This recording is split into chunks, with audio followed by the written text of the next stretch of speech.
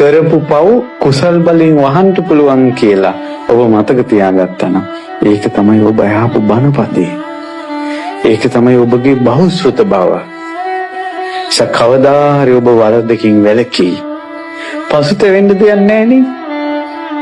කලින් මම මේවා කළා කියලා දුක් වෙන්න දෙයක් නැහැ නේ. ඇයි දුක් වෙන්න දෙයක් නැත්තේ? කුසල් බලෙන් ඒවා වහලා. වහපු ඒවා අදින්නේ කවුද? අනේ මන් දන්නේ නැතුව මං කරපු ඒවා. ඒ කතා නෑ. ඇයි? එයා ඒකෙන් වැළකීලා දැන්.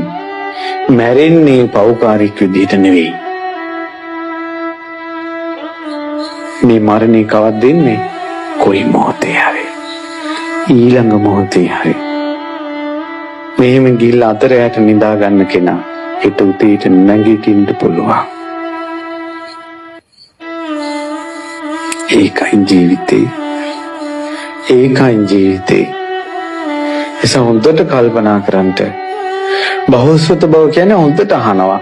හොඳට අහන්න හැදෙන්න පුළුවන් දෙයක්. හකහක ගා hina වෙන එකක් නෙවෙයි. ඒ බණ ඇහුවට පස්සේ hinaව විතරක් ඉතුරු වෙනවනම් ඒක බණ නෙවෙයි. ඒ බණ ඇහුවට පස්සේ අනිත්‍ය උන්ගේ ඇද පේනවනම් ඒක බණ නෙවෙයි. බණ කියන්නේ මේක. මෙතෙක් වෙලා ඔබ අහපු බණ පදයක් ගානේ කවුද පේන්න ගත්තේ? තමන්. මං කොයි වගේ කෙනෙක්ද කියලා තමන් ගැනම හිතෙනවා නම් ඒක බණ. මේ ධර්මයට කියන ඕපනයිකයි කියලා තමා තුළින්මයි බලන්න තියෙන්නේ. බණ ඇහුවට පස්සේ තමන් ගැන පේනවා නම් ඒ බණ අහන්න.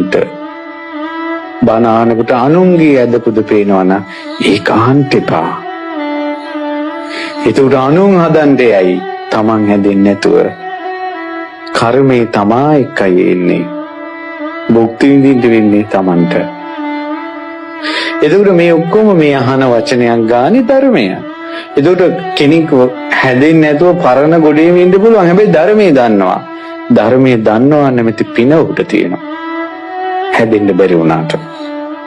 ඔහුගේ ගෙදර නිදානයක් තියෙනවා. ගන්න බැරි වුණාට. හැබැයි කවදා හරි ওই නිදානේ නම් තියෙනවාමයි. බුදු කෙනෙක් ළඟ වුණත් පොළොව පළලා ওই නිදානයයි ගන්නේ. බුදුවරු දකින්නවනේ මොහුට පුණ්‍ය ශක්තිය තියනවාද කියලා. ඒ කියන්නේ සැඟවිච්ච පින්. මොනවද සැඟවිච්ච පින? සංසාරේ සිල් රැකලා, සංසාරේ වැරදි හදාගෙන, සංසාරේ බණ අහලා රැස් කරගත්ත දේවල්. පැහැදිලි නේද? ඒ නිසා ධර්මය අහන්න. උඹලා බණ ඇහුවට මං ඇති වැඩක් නෑනේ. ඒ කතා කියන්න එපා. බණ අහන එක පින. අර අපි මේ සින්දු වලට මිනිස්සු කියනවා මෙච්චර බණ ඇහෙන රටේ, මෙච්චර බණ කියන රටේ අපි තවමත් අනන්තරේ කියලා. ඒ හැම වචනයකම තියෙන්නේ අසත්‍ය, නොදන්නා බව. පින්වතුනි, හැදෙන්න අමාරුයි. හැදෙන්න අමාරුයි. හිමීට ධර්මයේ කියවා ධර්මයේ දරාගෙන සීල රැක හිමීටයි හැදෙන්න තියෙන්නේ. මොනව කරන්නද? බුදු කෙනෙක් පිරිනුවම් පාලා අවුරුදු 2600කුත් ගිය තැන අපිට දැන් බණ ඇහෙන්නේ.